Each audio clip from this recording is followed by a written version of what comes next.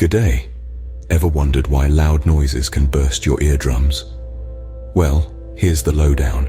Imagine your eardrum as a delicate piece of tissue, vibrating to the beats of sound. It's perfectly tuned to handle a wide range of volumes, but when a noise is too loud, it's like a powerful wave crashing against a fragile shore. The force is just too much. The vibrations intensify, causing the eardrum to tear or rupture. This can lead to severe pain, ringing in the ears, and even temporary or permanent hearing loss. So remember folks, protect those ears.